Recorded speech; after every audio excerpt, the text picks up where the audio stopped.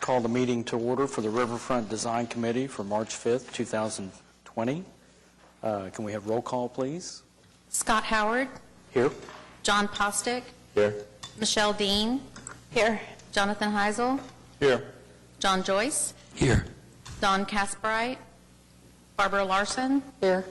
Dana Templeton. Here. You have a quorum. Thank you.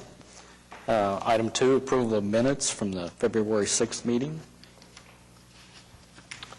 Motion to approve. Second. Postick made the motion and Joyce made the second. Any discussion? All in favor? Aye. Aye. Any opposed? Okay. Meeting's minutes approved. Item 3, cases withdrawn. None. Item 4, continuance request. None. Item 5, consent docket. None. Item 6, cases for individual consideration. None. Item 7, other business. 7A, PUD 01725 at 800 River Sport Drive. Good morning, Laura Griggs, Planning Department. Just for some clarification, because I did have one question about this, you might have noticed the date on the application was last year, and I wanted just to confirm they have been working on this for just about a year since they submitted it.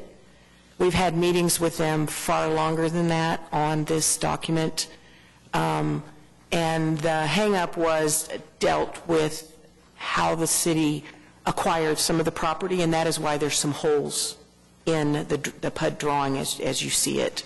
And so what's before you now, legal has agreed we can come forward with this, and so we're happy that we're finally able to get this off dead center. And I want to thank Johnson and Associates for the drone shots that they sent me last week when I was in a panic and said, this is too big, I need me some pictures, and so they sent me more than what I'm showing. But I think it's really, it shows you just how much development has occurred in that area at both ends of what's being proposed.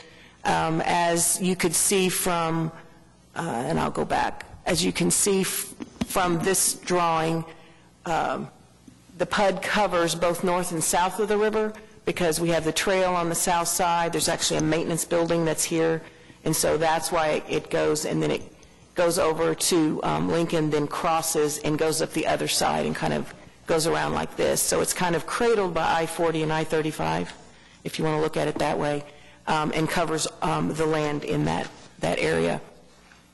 So this site is actually in 2 design districts, which made for a very long staff report.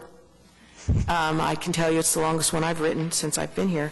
And Scenic River trumps whenever there is a discrepancy in the design districts. It's zone DTD2 right now with the Scenic River overlay on it.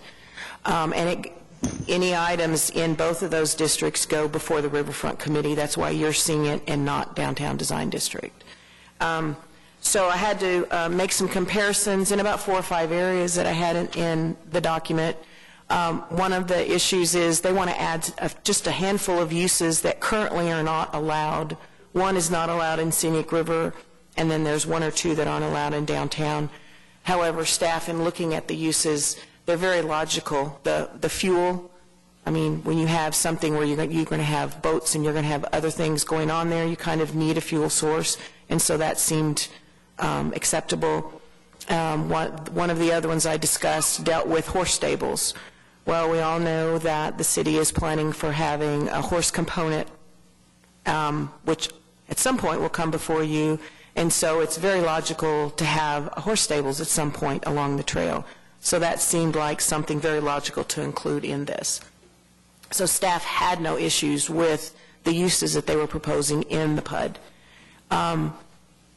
One of the other items I discussed dealt with the thresholds for review by either staff or the committee. Scenic River has the lowest threshold. Right now it's 10,000 square feet as compared to downtown, which is 20,000 square feet. And so they had different items and different thresholds.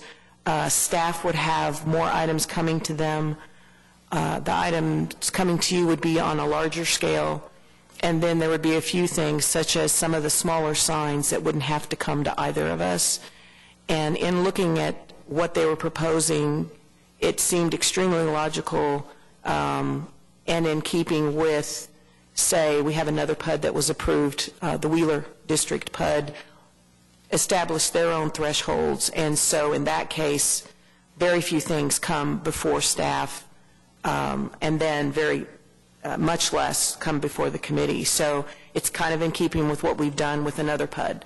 One of the other issues dealt with the setbacks, and just to clarify, the primary use of this is really the outdoor recreational use, and the buildings are accessories to that use.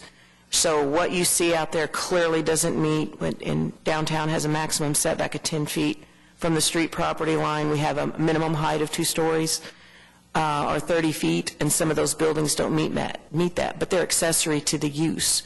So with that in mind, we didn't have a problem with their request for basically there aren't setbacks and they don't have a minimum or maximum height in the PUD. We were supportive of that.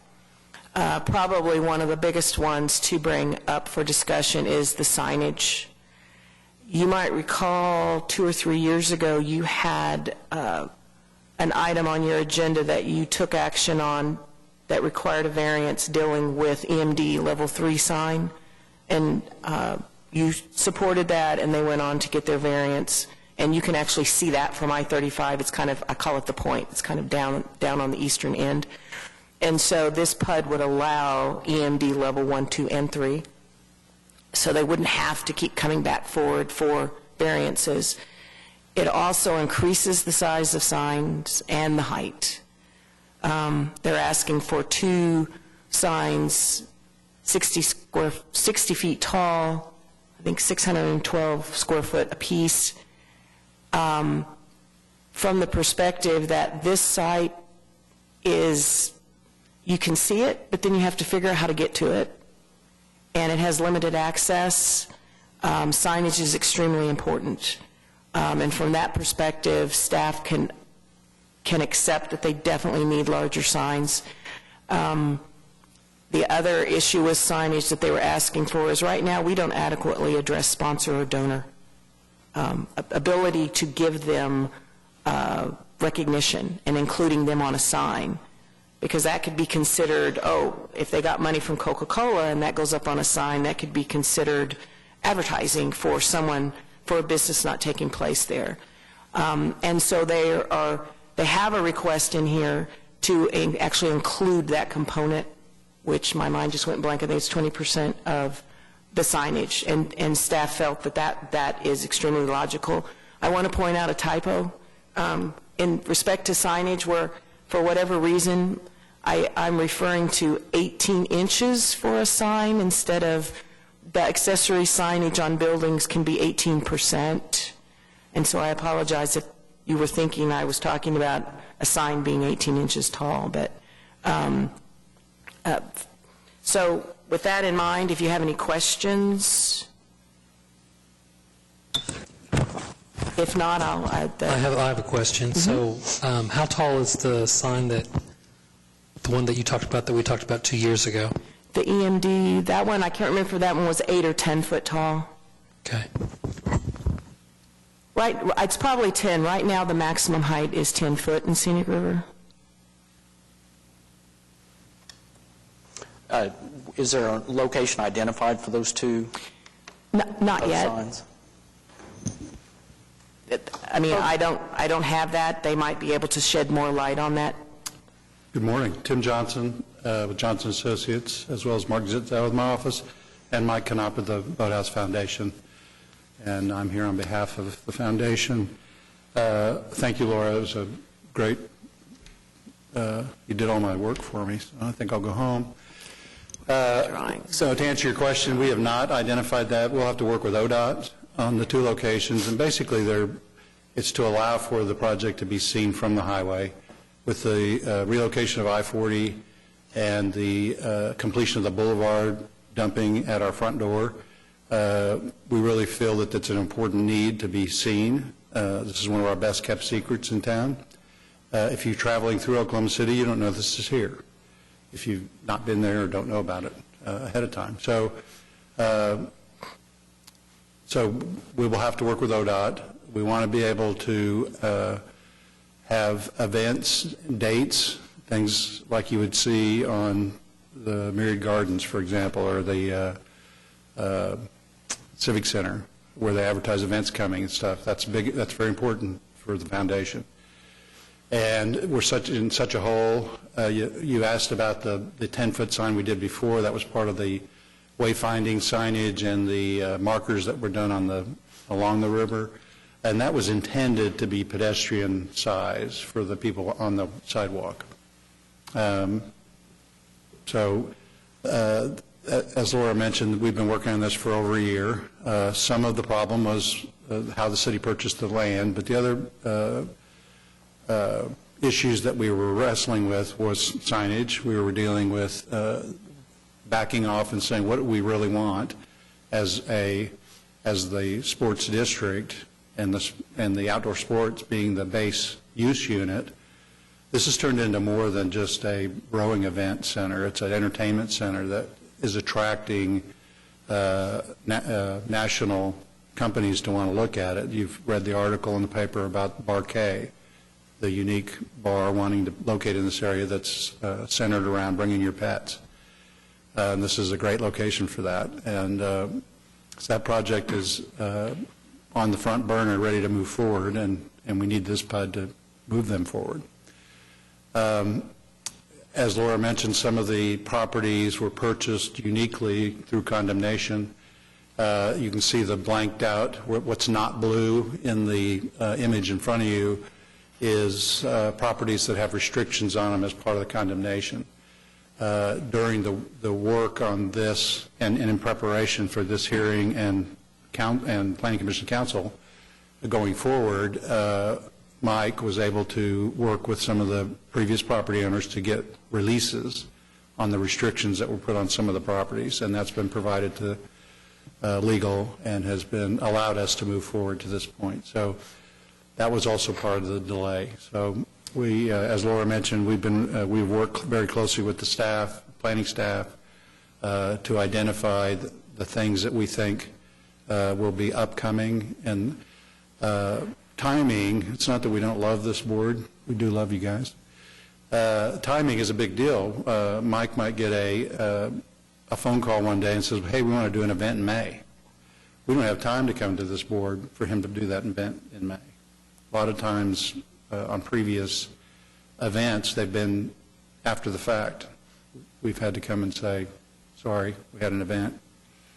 So that's, again, the other part of the PUD allows the self-discipline from the foundation. It requires us to go to staff and meet and get their staff's approval. It just eliminates the number of times we come before this board. We would come before this board on significant improvements or changes, obviously, but they have proven, and you can see by the aerials we provided, that they are very responsible for what they're building and want to be consistent and maintain that consistency architecturally and in the design, and that will continue. That won't change. So I'd be happy to answer any questions. Okay, so I guess my only concern, I mean, I kind of feel like in terms of some of the normal things that we might be concerned about, different kind of architectural finishes and things like that, that, that we've already kind of seen through the years, the highest level of, architectural design and everything else about this area. So I have no concerns at all about any of that. I am trying to picture in my mind that as I'm driving, heading back into town from Norman, and I look out and I see a 50-foot sign from the highway, just how, going from, would you say, Laura, that 20 feet like is the maximum now? Some of them Now the maximum's 10 foot tall. 10 foot. So Yeah, now we're talking about 60 feet. I would really love to see just some sort of a perspective or something of what that 60-foot sign looks like. I mean, it just, it sounds, what's a basic highway sign, Tim? What it? They go up to about 60 feet, somewhere between 50 and 60. I think if you, okay, right there, that's a good picture. Okay, because I didn't put them all in, and now I wish I'd look to see if I one have of the that ideas other might be sign. that one of these signs might be mounted to the structure for the zip line. And as you know, there's more funding now that's available to create a second zip line. So it might be mounted to that structure to really take away from the thought of a pole sign. It will not be industrial looking. It will not look like and I think we have a little bit of language in there that says it'll be designed in a manner that fits in the district. And I've sent ideas to Mike from other parts of the U.S. that we've found where signs have been tastefully done. There's a lot of stadiums that have redone their signage in front of the stadiums on the new builds, and their signs are more of a piece of art than they are a billboard sign, and that's what our intent is. I want to use the word art, though, really loosely. We don't necessarily want to go to the Arts Commission to get it approved. If this is approved, though, you could put these 60-foot tall signs anywhere, correct? Correct. It could be, but it has to be positioned and in a location that is also approved by ODOT. So would that restrict it to along the right-of-ways of the highways and the boulevard? No. More than likely, it'll be designed such that it can be seen from the highways and boulevard. That's the desire, is to get the focus on, hey, we're down here and this event's going on today. If I'm driving by on a Saturday, I may want to pop in. I think that, the issue in my mind is let's talk about like what you said before about Chesapeake Arena or something like that. And okay, now let's contrast that with some Indian casino. We'll say that maybe it's not even in Oklahoma. It's some godforsaken place or whatever.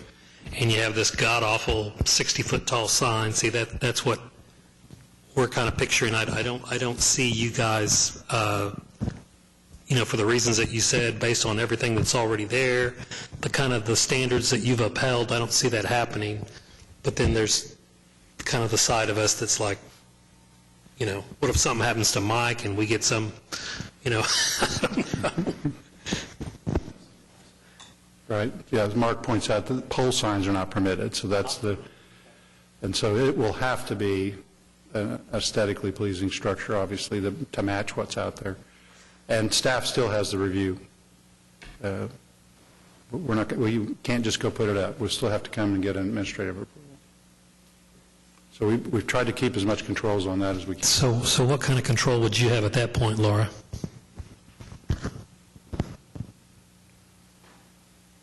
Making sure that it meets whatever final conditions are approved in the PUD relative to size, height. The way it's written now, they can be attached on buildings, which that was important during our discussion because we figured that's where they were going to go. And then they would probably also provide us with DOT approval so that we make sure we're not stepping in something in. A question. Laura, you mentioned, I believe, that the Downtown Design Review Committee has a threshold of 10,000 square feet? No, they're 20,000 square feet, and you guys are 10,000 square feet. Okay. So where did we arrive? I'm sorry. Tim, where did you and your group arrive at the number of 35,000 square feet as the new threshold? It's based on the size of the footprints that these boat houses have taken. They're big, open-air structures. That's really how we established it, was if we did another boathouse, for example. In my mind, I would think we'd want to set the threshold at a level where this board would not be interested in reviewing something below that threshold. And I would assume, at least in my opinion, I can't speak for the rest of my committee members, that if a new boathouse were to be built, that we'd want to review it. In my opinion, I'm not sure that number feels the most appropriate, but I'm not sure how it was arrived at. Mark Zitzow with Johnson & Associates. Excuse me. So anything within, Laura, I think it's 100 feet of the riverbank, regardless of structure size, will have to come back for review. So anything over or north of the boathouses, say the Barquet, if it's under 35,000 square feet for their structure base, could be administratively reviewed. But anything occurring along the river, we are not seeking to remove board review from. This says 15,000 square feet within 100 feet from the top of the bank. Yeah, so any boathouse would be within that, would be in the range where you'd review.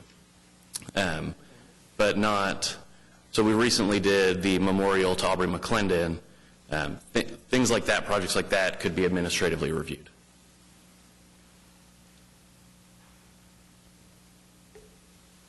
I have a few questions or comments. The first one was you had said that the what we called the point sign, or the 10-foot sign that we looked at a couple of years ago, was meant to be seen by the pedestrians, but I thought we... No, and I think there was some confusion. So there was a second sign. So the sign they saw was actually the one that's out here on the point. Right. And there is a sidewalk adjacent to it, and you can walk by it, but I believe the one that Mr. Johnson was referring to is there was one that was put up Near the finish line tower. right in this area that actually never came to you. Okay. We were working on the PUD at that point and trying to get all issues resolved. I apologize, I was referencing the wrong sign. Okay. All right. Another question was having to do with the design consistency. Most of those boathouses and stuff along the water are designed by a specific architect with a specific style. But when you're discussing the different materials that will be used and the flexibility given to the larger things such as apartments and stuff, it still, therefore, says such things as brick, rock, stone, concrete, board. Correct. And I'm not so sure how that kind of really, unless it's going to be so much further away that it won't really be part of the fabric. Right. So if we can go back to the site, the overall. Oh, the one you turned in? It's the very last page. So based on the current development that's out there and the whitewater facility and the properties that are blank, that are under the lease, but they have to be used for public uses, so they're going to be parking. So our real development envelope is very limited. From the whitewater facility north, it's a very small pocket right there next to that canal, and you can see the ramp for Lincoln, or the bridge for Lincoln, is in the other part of the blue. So we're very restricted, and that language is standard from the planning department that allows for materials other than, they don't want us to put vinyl siding and things like that on. So there will be review by the foundation, there will be review by the staff. That paragraph is typical of what we put in to justify to the staff that it'll be a good structure made of good materials. Okay. All right, just as long as it's not going to be up against stuff like that. All right, so my third question was, how tall is the Zipline tower? The new one, Mike told me, is about 60 to 70 feet tall. Can we go back to one of the photos? It was the one where you're looking maybe from the south. Oops, there you go. That one? So that existing tower right now, how tall is that? About 60? Right. So you see the very tip, it's about 80 feet. But it's kind of an architectural tip of the zip line. So in general, besides that tower, the scale of those buildings are closer to maybe 40 Correct. feet. 40 to And 50. so we'll have 40 feet, 40 feet, 40 feet, 60 feet, 40 feet, 40 feet, 40 feet. When these signs, my point is having to do with the signs and not Right. necessarily the... So the light standards that were put in to provide light along the river are closer to 80 feet. They're less obtrusive. They're very, I mean, I can Yeah. see them, but they're not going to be flashing at you, are they? Yeah, I'm just giving it for scale. Yeah. So you can see where the closest boathouse is in the photograph towards the center. The top of the peak of that is about 40% up that pole, so it's probably 40, 45 feet high, just for scale. And then the finish line tower obviously is taller. The new Zipline tower that will go in the vicinity of the existing is going to be 60 to 70 feet high. Tall. It's a more transparent structure. Right, sure. And I think lastly is just, you're talking about trying to make it a piece of art, but it still has to be supported by a monster base. So maybe I could defer to a structural engineer or something for that, but the size of the base of those signs at 60 feet will still be in essence of like a diameter of 8 to 10 feet at the base. It won't have to be. I mean, it depends. It could be it could be made up of multiple things. It could be a square of some sort. Some of the examples we looked at across the nation, they were made up of very similar to the Zipline structure, kind of a structural feel with an artistic flair on it, and then the signs are just connected up there. And the signs themselves don't weigh a lot. It's more of the wind load on the system, and you've got a resident structural engineer. Tim, you mentioned the finish line tower. How tall is that structure? We weren't involved in that. 70 feet.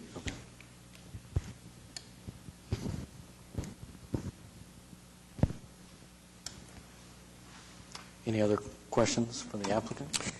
I have a question. So I'm going through all of this historical data that was attached with regard to when you submitted things. I see that there is a date on here of May 23rd, 2019 for presenting the application to the Planning Commission. I'm going to guess that that didn't happen. So when is it going to be put in front of the Planning Commission? You know our scheduled date? First meeting in April, around April 12th. When? April 12th. April. If that's a Thursday. It's the first meeting in April. Which I believe is do they meet the second and fourth? Second and fourth. So that would be Thursday. the second Thursday in April. And the only reason I bring that up is I see that the date on this design statement is dated February 21st. So apparently you all have been working on it since the submittal date for this meeting. And I'm sorry, the date on that should actually say 2020 on the Right, on the but PUD statement. That was a typo, and I should have pointed that out. So that is the newest one. We had been revising them literally since last year. Right, but on all of the other sheets in the footer, Right. the correct date is there, Okay, February gotcha. 21. But I believe that you would have submitted for this meeting prior to that. So apparently there were some modifications and you all were working on it. Correct. We've continued to meet with the staff. Right. So I have some concerns with regard to the limitations on when we would review, and I also have questions on the signage.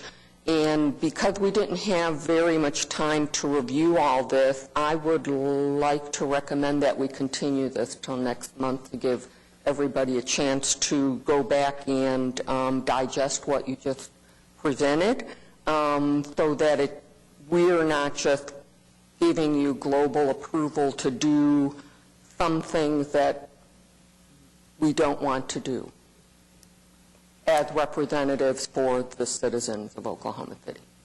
So to answer your first question, it's April 9th when we'd be heard by Planning Commission based on the schedule we're on now. Your next meeting would be April 2nd. April 2nd. And we have a meeting so we're already going to be having a meeting that day. So that Well, would, we didn't have, quite honestly, we didn't have a whole lot of time to digest this. And so we're looking at the downtown regulations versus our regulations. We're looking at the limitations on when we would review them, whether through the committee or through staff. We're looking at the signage, and now that we know that if we approve this, we don't have any control over where these 60-foot signs are going to be, whether we like it or not. We've already approved it. So I think that it might be best, in my opinion, to take more time to review exactly what you're presenting, then we're not holding you up on your presentation to the Planning Commission.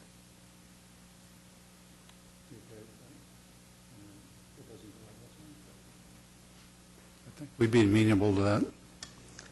So as a clarification to that, just as far as you're concerned, as far as placement of the signage, will we know, will you guys have We any can idea? work on that between now and the next hearing and see if we can get you a range of locations that it would fit. Okay. That would be helpful. I'm concerned about the placement, and I'm also concerned about those signs, plus an unidentified number of signs that are 15 feet tall, plus the maximum 18% of building wall allowed per sign, plus the level 1 and 2 and 3 EMDs. I mean, that's a lot that we're just saying, go ahead. In response to that, so the 18%, where that came from is the lower Bricktown PUD established that 18% signage based on the user. It was Bass Pro.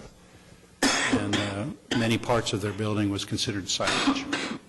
And so that we wanted to be able to anticipate a similar recreational user. I'd like to see one of these similar signs that you're talking about, the 60-foot tall, nice-looking signs. Sure. If we could get that. I would also like, probably on our side rather than your side, a comparison on that review level. We need to have a little bit more time to do some research on that threshold and whether or not it's doable for that area. Fair enough. Any further questions for the applicant? If not, the chair would entertain a motion. Yes. I'd like to make a motion that we continue this till the next meeting, April 2nd? April 2nd meeting. Okay. Do you have a second? Okay. Any further discussion? All in favor of the motion? Aye. Any opposed? Nay? Okay.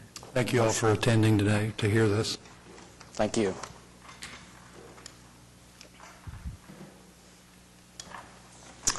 Item 8A, administrative report. Okay. 8B, comments from planning staff. As I said, we really now have a meeting next month since you've continued that case. We have two other items, and I anticipate a SPUD that's coming in on Friday that will also be on your agenda. So please check your calendars. We still need 5 for a quorum, even though we only have 8 physical members at the moment. So it's real important that I have almost every single one of you here at the meeting. So, and I appreciate you coming today. Thank you. Item 8C, comments from committee members. Oh, and I forgot to mention, hopefully you got an email from Lisa within the last week with the Survey Monkey. If you hadn't received one before, and if you hadn't filled one out, please fill that out on the committee commissioner training. We appreciate it. Okay. 8D, next meeting date, as Laura stated, was April 2nd. And with that, we'll call this meeting adjourned.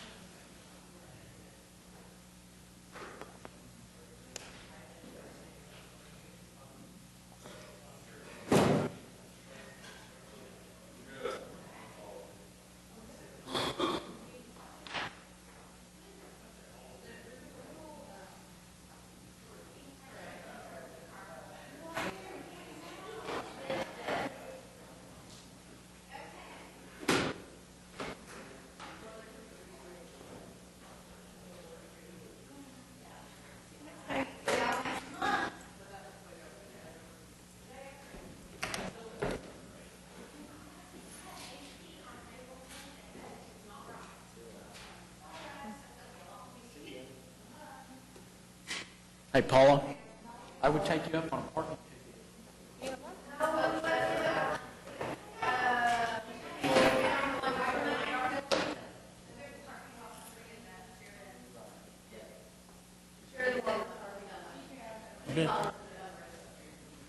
I've been throwing the dice and just parking across the street. Thank you. Just making sure.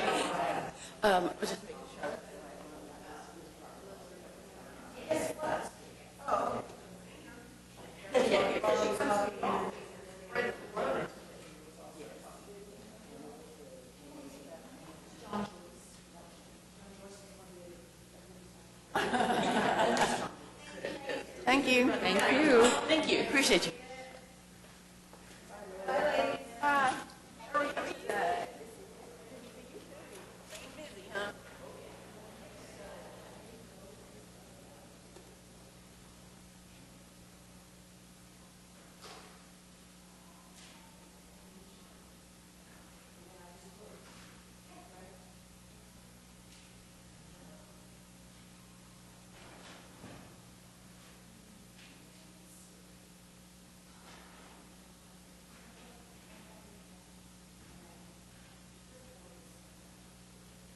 Okay, so what do all these ones back here?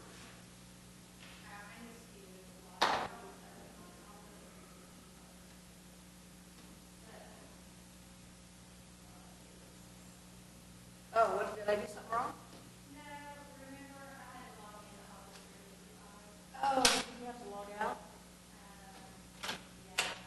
So when you log into Office 360, is it just your, my normal thing and then the word, like I have to put in to get into a cell? Okay. It might not take it from me over here, right? It should. And then you have to be sure to log out. If you log in. Yes? I think that's why I'm restarting. I'm finding the computer off. I'm not sure how to log out of Office 365 when I'm logging in.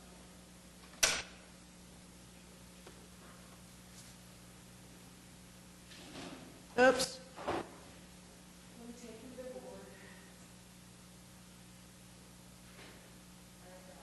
You're standing right there.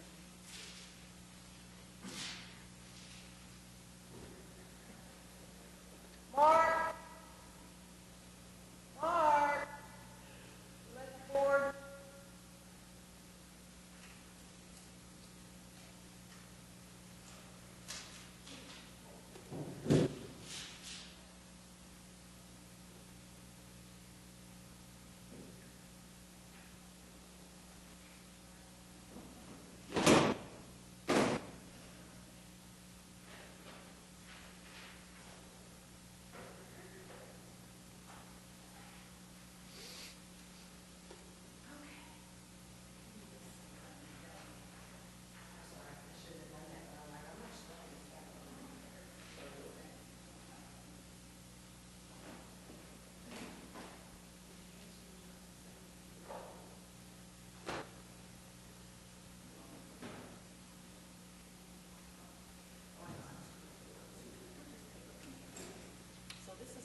Hello. Hi. I'm just doing a quick little tour. That's okay. Our council people, they have their meeting, a lot of times as planning officials and things like this. I do suggest you to watch it, come in, because a lot of the decisions that they make, people will call us and ask us about. So, you get a chance to come and see him, some training as well. So, I'm sorry, that writing was locked already. Oh, all right. Thank you. I didn't want you to